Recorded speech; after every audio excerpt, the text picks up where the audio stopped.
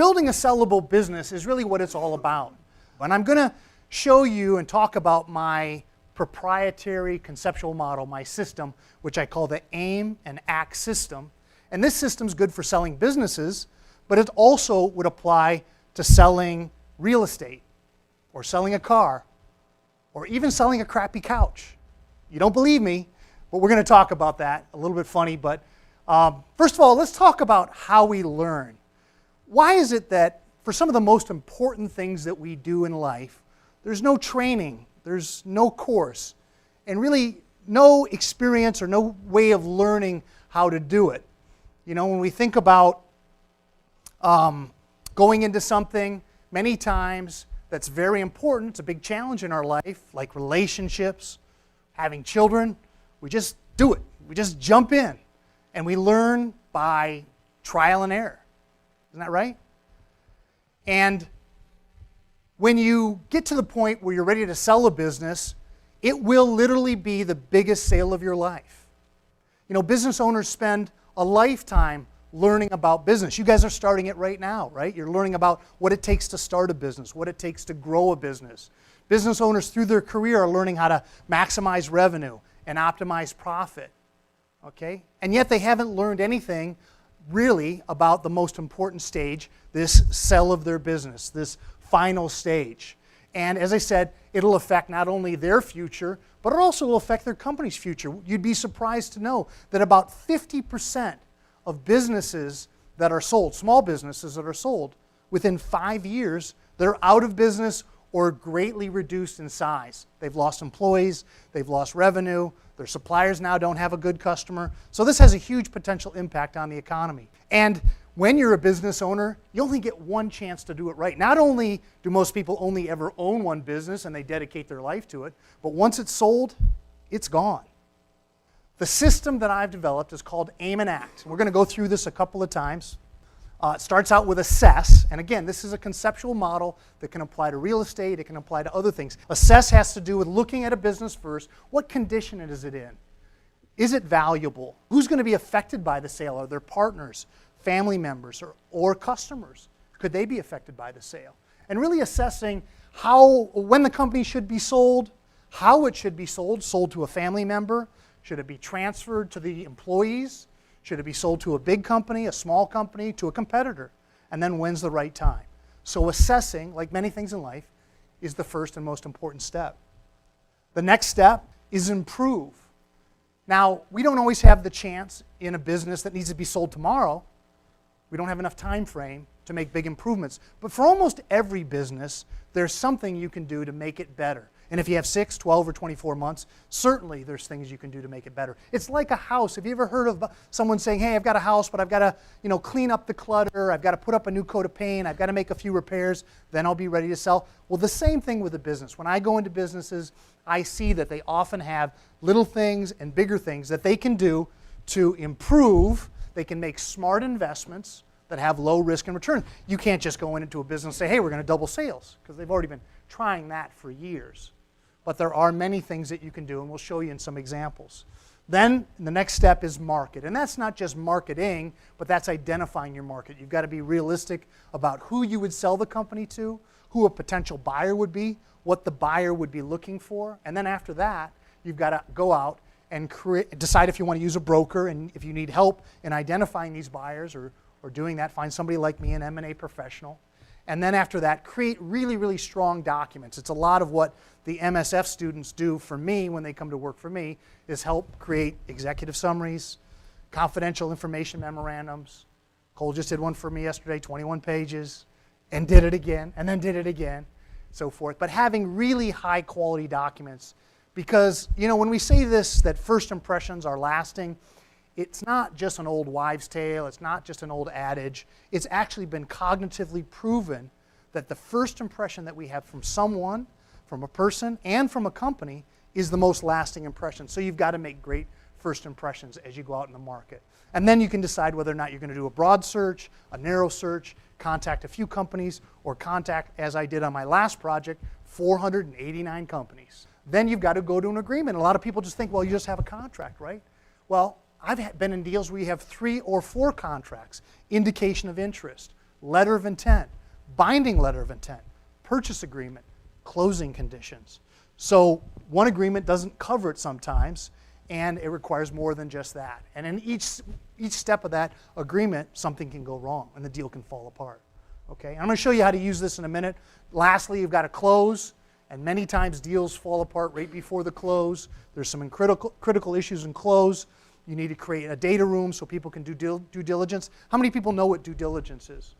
Due diligence means that you're going to have access as the buyer to every single document that the seller owns, their patents, their lawsuits, their contracts, their financials, everything. Because we've signed the agreements now. Now we want to make sure that everything you told us is 100% true, and we don't find any warts, so we don't find any things hidden. And sometimes what happens in the due diligence process is the buyer finds something that's wrong, and they want to make changes. They want to renegotiate the price. Even though we might have signed 3 or 4 agreements, now the price is going to change. The buyer is got concerns. Who has all the power at the point of due diligence? Buyer or the seller? The buyer does, right? Because they've got the money. The seller's probably already told his friends and family, we're selling. We got a contract. You know, they've already looked at boats. But yet, the deals can change because of what happens at closing. The deals can fall through. And I mentioned briefly that it's important to think about the transition, which is the last step. This is after the deal closed. But the deals are never over when they close because often owners are asked to stay on. This is, again, in smaller private companies, owners are asked to stay on. They may have an earn-out like I did with Doyen. And they may have an employment agreement that says you have to stay for 2 more years and teach us everything that you know. They may have a consulting agreement. You're allowed to go home, but anytime we need you on the phone or we need you to travel to go see a customer, you've got to be there. Non-compete. And you can't go work for a competitor or start another company to compete with us. So there's a lot of transition things that go on. And in fact, it's really important for the sake of that business to have a successful handoff. Okay? So now I told you a little bit about the AIM and ACT system, and I told you that it applies to selling a business, maybe selling real estate. It's a test, again, of a good conceptual model. What about selling an old crappy couch? Does anybody here have an old crappy couch that looks like this one? Nobody has an old crappy couch? You guys all have nice couches? Well, that's my couch, my old crappy couch, not my current crappy couch, right? Let's see if the AIM and ACT system, just like humor me, if you will, and help me out a little bit if you can, if we can use the AIM and ACT system to apply to this old crappy couch. Can you do the next slide? Oh yeah, that's it. So let's assess it. We've got an old crappy couch. Now we could just put it on the curb and have somebody take it away and we'd be done with it. But wouldn't it be great to get a little cash out of it? You know, you're graduating soon. You want to get rid of your couch. You paid $100 for it. And so now we assess the couch. You know, does it have any value? Who owns the couch? Was it a partnership that you and your roommate went in on it? When is the right time to sell the couch, right? Because are you all graduating and leaving town at the same time? You don't want to sell the couch before your roommates are gone. So these are some of the same things that you would do in a business. You assess it. You decide, is there anything like hidden in down the cracks of the couch, right? Next step, improve. You know, a buyer's going to start running the other way if those stains that you've accrued on your old crappy couch, you don't take care of them, right? You got to either flip the cushions over or maybe make an investment in Febreze or upholstery cleaner to try to, you know, improve the value of the couch, literally. Next, you're going to go to market the couch. I'm pretty sure nobody's going to buy that couch who's a professor here or a resident of Gainesville. That's a student couch right there. And from the looks of you guys, it's not even as good enough for a student. So you've got to assess your market. I'm not going to put it in the Sun Sentinel. I'm going to either put it on Craigslist or Facebook, and I'm going to market the company or the couch appropriately. Next, I'm going to agree. Somebody calls me up from Craigslist, and, you know, is he going to pick it up? Do I have to carry it down the couch? Do I have to drive it to his house? So there's various levels of agreement and terms that you might not think about, but you have to go through that process. Then you're going to close. Now, how many people would accept a check from someone on Craigslist? How many people would accept a bag of pennies? Like, I got all these pennies, man. I'd like to trade it in for a couch. No, right? You're probably not going to let your beloved crappy couch go until you've got cold hard cash in your hand, right? And now transition. Your couch is gone. You're ready to move out. You're ready to move on. But what about that stain that the couch conveniently had covered up? You want to get your deposit back from your rent, from your landlord, so you've got to think about how you're going to do that, and then maybe think about that next couch in your life. So you see, the AIM and ACT system is a conceptual model. It can be used in other areas. Let's talk about a real practical example, okay? Here's a company. This is a recent example, by the way. Company was sold in 2016. The guy on the left, friend of mine, Wyatt Geist. He was a top spine implant instrument salesman. And he had an idea about instruments that could save time and be safer for physicians to do surgery. And he developed these products, and they were patented and FDA approved. And he started SafeWire. His goal was to build the company up to $10 million and then sell it off, okay? And the products were proven to be successful. They did everything they were promised, but they were very, very expensive. And by 2014, he had grown the revenue to about $2.2 million in sales, but with a $1.1 million loss. And the company was out of money. So they can't raise the price, they can't lower the cost. They're losing $1.1 million. So Wyatt invited me to come in. I knew Wyatt because I was an investor in the company. I invested in 2010. And he asked me to come in and try to use the AIM and ACT system to help him sell the company. All right? So first we assessed the company. We looked at what the goals were, met with the board of directors. We wanted to grow revenue. We needed to grow profit, but we were out of money, so we determined that funding was the top priority. Okay? We were able to quickly find a venture capital company that was willing to invest $1.4 million on reasonable terms. Okay? With that investment, we decided we need to improve the company, raise sales, and raise profits. But I told you, couldn't raise the price, and we couldn't lower our manufacturing costs. Anybody have any ideas on what we could do to try to build revenue, build profit? I fired the entire sales and marketing team, except for Wyatt. Anybody want to take a guess what happened to sales and revenue after I fired the entire sales and marketing team?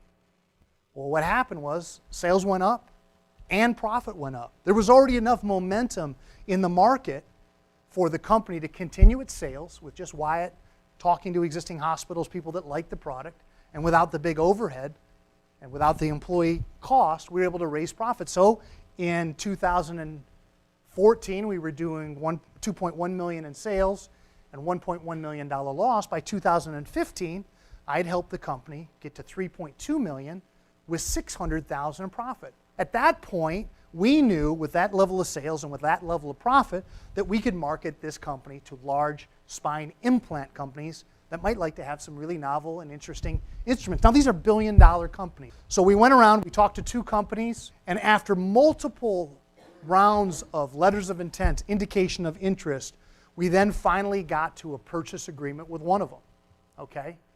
But as luck would have it, we couldn't really get to the close because there was a quality problem with our one manufacturer that delayed the closing by more than 6 months. I think it was actually 8 months.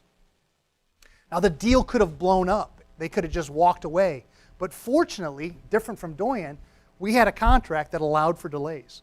We had considered this possibility, that there could be some delays in producing the product for this manufacturer. So we were able to go and close 6 months late, and we ended up getting a $10 million exit value. And Wyatt, because I was giving him advice and telling him about the AIM and ACT system, he had already planned his transition. He had to stay on as a consultant, but he was also able to start a new company. And the day the deal closed and we got the final checks, he was already ready to launch his next company. He was only 42 years old. He wasn't ready to retire. Again, they aimed on their targets, and they acted on their highest priorities, and they were able to have this successful exit. So maybe a better example than the couch example, right? So when people sell their business, it's not just about maximizing dollars. Can I have the next point? It's about leaving a legacy. It's also about people transitioning, how they can move to that next chapter of their life, because that's really important. You know, nobody golfs forever, nobody goes on a boat forever, nobody just sits at home and, you know, does a binge surfing on the TV or on Netflix, binge Netflix watching. They want to go on to the next chapter of life, and the next chapter of your life could be like Wyatt, could be a new business, another startup, do it bigger, do it better than last time, or it could be charity work. You're going to work as a businessman in charity or volunteer work, but there's definitely going to be a next chapter. So there's real importance when you work with business owners, or if you are business owners, to think about these things, and that's why I think this Aim and Act system will help you, guide you a little bit as you start to get out there in the world and work with business owners and become business owners yourself. Well, thank you very much. Appreciate it.